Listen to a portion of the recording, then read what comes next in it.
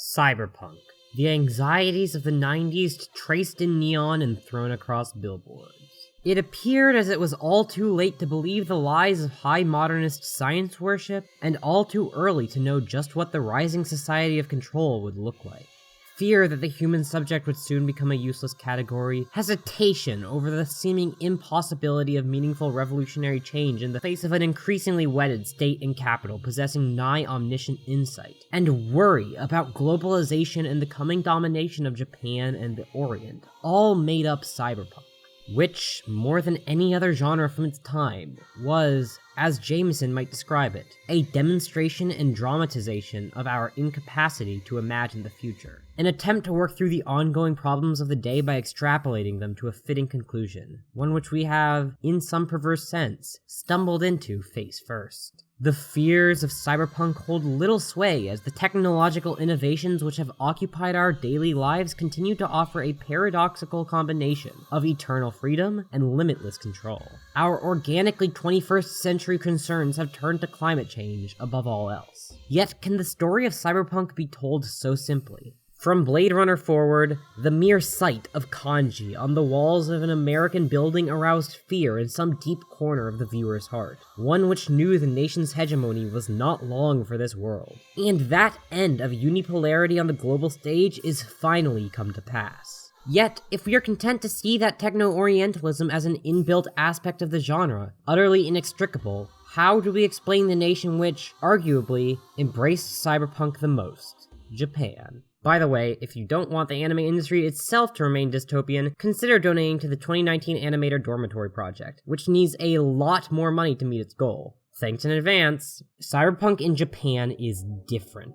The classic history of the genre, its Western history, goes like this. The works of Philip K. Dick, with their questioning of the nature of truth and identity, exposed the nature of post-war society as fundamentally estranged from anything that could be called real, revealing all of us to be cave dwellers, and expressed the resulting fears that accompany that revelation. Absorbed into the stream of science fiction, the not-quite adaptation known as Blade Runner presented many of these questions in a new form, one accompanied by a supposedly clearer vision of the future, a vision best shown by the image of a cyber geisha advertising a piece of candy. It continued with William Gibson's Neuromancer, which abstracted questions about reality and simulacra into computerized interfaces and worlds, grounded in a setting full of street samurai and all-powerful yakuza. And after Gibson, the sky was the limit, until cyberpunk inevitably, irresistibly, fell apart by the 2000s, its aesthetic trappings continuing to walk zombie-like, as its prescience and importance to the time was no longer there to feed it. Its influence lives on, but as counterculture, it is dead. Of course, to whatever extent these texts served as oracles, they were certainly blind ones, producing the future rather than projecting it, providing a framework under which following innovations could be understood. Jameson is right in claiming that sci-fi reveals our inability to truly visualize what's to come, but that sci-fi can teach us to call the internet cyberspace once it's been born. Proof of this is in the dreams of Japanese domination these works portrayed. While Neuromancer may showcase a static-colored Chiba, that frozen ninjas, and a Japanese capital as hegemonic in international relations, the real Japan buckled under its own weight only 7 years later, remaining a key player in global trade, but losing its shot at dominance, at a rebirth of empire through the mode of soft power. Yet in Japan itself, this prophecy never fell through, or at least, it did so differently. See, Japan, for fairly intuitive reasons, was not afraid of American decline allowed by Japanese rise. Such a result was, of course, a positive one in the eyes of the archipelago state, and where the bubble burst was an encouraging sign for worried American manufacturers, who've since turned their eyes towards China as the true threat. It was anything but for the unfortunate population about to succumb to the lost decade. So, to finally get around to the point, what was Japanese cyberpunk like at its peak? What anxieties did it speak to? And what can be gleaned by looking at what was preserved from the genre's Western origins and what was cast aside?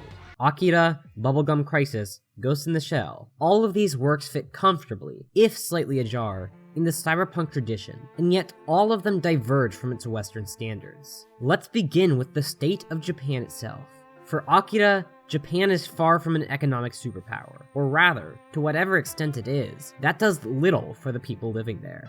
Gibson hardly portrayed the nation as a utopia, full of yaks as it was, and yet its capital, at the very least, was remarkably successful, proliferating all across the globe. Resistance in Akita, on the other hand, is common. The poor state of domestic welfare policies pushing many onto the streets, necessitating not systems of control, which offer a certain dispersed sort of freedom in their exertion of power, a freedom contained only to what power allows, but more classical discipline, limits set out through punishment and regimentation, with riot police forced to come in and bear their might on the local populace. This different relation to Japan's hegemony is true for the other works as well. In Bubblegum Crisis, Japanese capital is clearly important, and yet the globalization inherent to its growth has ruined any veneer of Japanese homogeneity, with none of the characters bearing entirely Japanese names. In fact, the title of the series itself seems to point to a knowledge that even this period of power for Japan is temporary. The bubble is in crisis, and as the sequel shows, it's soon to crash, with disastrous effects. In Ghost in the Shell, as a slight exception, Japan is, if not totally dominant, certainly the foremost power. Yet even here, there's little fear. Rather, some works, such as Oshii's films, use the aesthetics of other eastern regions, such as Hong Kong and Inner Mongolia, to demonstrate that even as Japan takes the centermost position on the global stage, it does so through a blending and diffusal of anything essentially Japanese. Even where the state survives, its quote-unquote character vanishes. Across these works, a new fear is presented.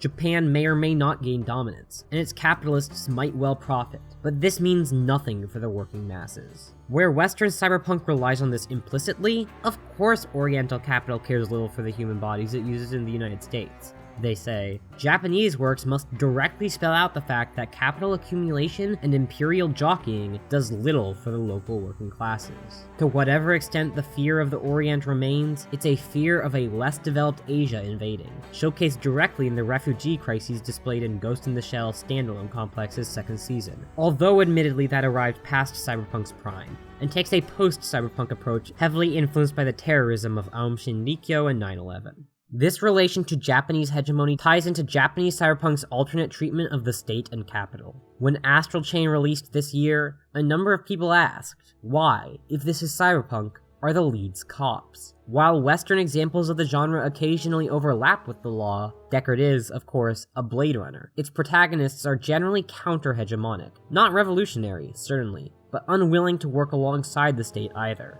Neuromancer's case spends time on the run, after all, and is opposed to his world's so-called Turing police. For Japanese cyberpunk, this isn't necessarily the case. Ghost in the Shell is led by the skilled Section 9, and while they often oppose plots by other factions of the state apparatus, their loyalty to the state as a whole cannot be questioned. As an organization, if not personally. Even when the main characters aren't literally cops, there's a differing relation at play.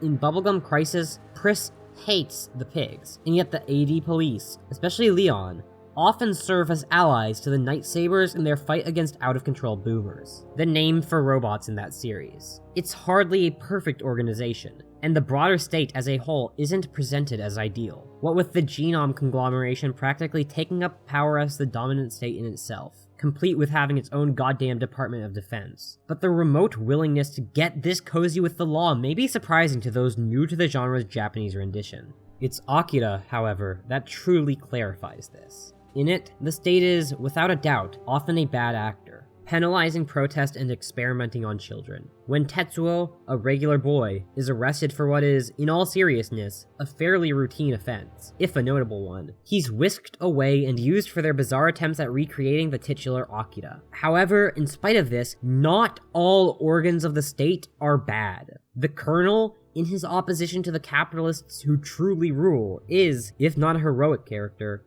at least a sympathetic one. His actions at the end of the film are devoted to preventing disaster, and he self-evidently disdains the present conditions and the bourgeoisie who made them that way. And this is all possible because of the refusal to engage in Japanese or Oriental hegemony in the same manner. The state in these works is bad, sort of. Whereas Western cyberpunk often portrays the state under capital and capital under the state as one and the same, as a unified totality against the people, these Japanese works show a fractured state, Part of it exists purely to serve capital's aims, and yet part of it maintains some sense of genuine social welfare, struggling to live up to its subjects even against parts of itself. This is, simply put, an entirely different way of viewing things. In this seemingly minor shift, the state goes from a purely oppressive apparatus, indistinguishable from capital in any meaningful way, to a battleground, fought between actors who represent capital and those who represent some nebulous notion of the people, and at its most radical, of the working class in specific, where Western cyberpunk, often deriving from America, projected an image of the already hands-off state, imagining a further Reaganization of the economy as was so easy at the time. Japanese works dwelled on the idea of their at least theoretically more attentive state being split, with the factions in it already clearly more concerned with capital than the masses gaining an upper hand in the battle taking place behind closed doors. Frankly, this might be more common in other nations as cyberpunk than I'm aware of, but unfortunately, I've read little that's emerged from social democracies or socialist states. I have, of course, spoken in generalities here, as I am usually loath to do.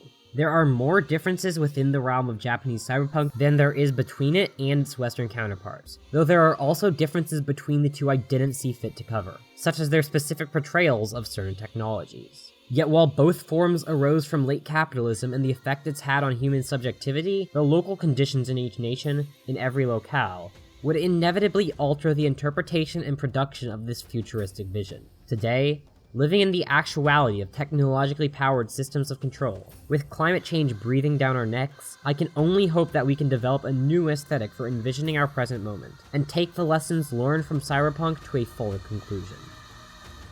Remember to give some money to the Japan Animator Dormitory Project, and also remember that I have a poll going on right now for what show I'll eventually make a video on. Anyways, thanks to my patrons, especially my $10 patrons. Alice, Amber, Annalisa Koenig, Arentios, Blanc, DJ Jax, Ellery Eloe, Godfish, John Clark, Jolene Munson, Melody Heron Anderson, Not Sam, Petra, Pajama God, Rose Scott, Shadowfish, Thomas Pitkin, Vey, and Wardog E. You can also give me a one-time donation with the coffee link listed below, and see where else I'm at in the description, and I'll see you next time.